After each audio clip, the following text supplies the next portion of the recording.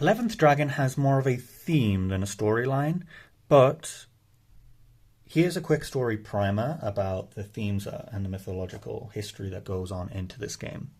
So the four symbols are all celestial beasts, constellations in the sky that hold dominion over a cardinal direction, as well as dominion over a element in matter.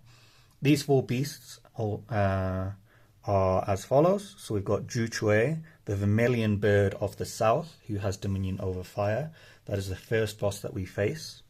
Second boss that we face, we travel to the west, and we take on the white tiger, Bai Hu, who has dominion over metal. The next, from the west, we travel eastwards, and as we travel eastwards, we will eventually fight Qinglong, our azure dragon, who holds dominion over wood and lives in the eastern seas. So we'll go to fight there. And the final boss is all the way in the north, the Black Warrior of the North, depicted as a turtle with a snake wrapped around its back. This is Xuan Wu. So this is going to be our final boss. The four of these have taken tyranny over the earth. The yellow dragon, who is the symbol of earth, has been captured by these four beasts. The yellow dragon is usually depicted in the center of these four beasts, so that's where this theme comes from.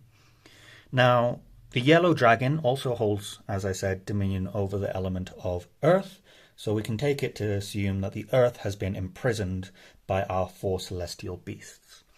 The Jade Emperor in the heavens sees this and wants to remedy the fact that the yellow dragon has been captured and the earth has been imprisoned, so he's tasked you with going to defeat all of these four celestial beasts, defeating fire, metal, wood, and water.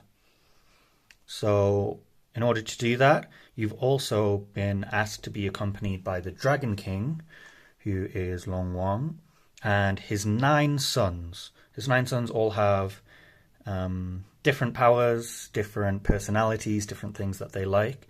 So you've got the firstborn son, Chionyo, who is often depicted blessing musical instruments. Yazi is the second son, who's usually depicted protecting weapons, usually at the base of swords or axes or spears. The third one is Chao Feng. This one is often depicted on rooftops, looking out and protecting homes. You've got Pu Lao, who's often depicting on bells and is known for having a mighty roar, but is also scared of whales. So that's in Chinese mythology, you'll have Pu Lao on the top of bells, and then the stick that will hit the bell will often look like a whale, and it's like this dragon screaming. Xuan Ni is often blessing incense burners and temples. You've got Bishi, who's often holding a giant stone tablet on its back that preserves memory and things like that. You have Bian, who is often depicted on courtrooms and prisons and has a strong sense of justice. Fushi, who's often on the top of stone steels and stone tablets, and is often seen trying to be very knowledgeable and studious. And you have Chiwen, who is a fish dragon that spits water out and protects palaces and temples from the danger of fire. So these dragons will help you as you go through. You will get their blessings in order to defeat the four beasts and eventually save the yellow dragon, who is in the dominion of earth, by decree of the Jade Emperor. Jade Emperor has also given you a Heavenly Peach, which does give you immortality. That's why we can start the runs again after we are defeated, or when we are defeated by any of the bosses or enemy waves, and we can start again.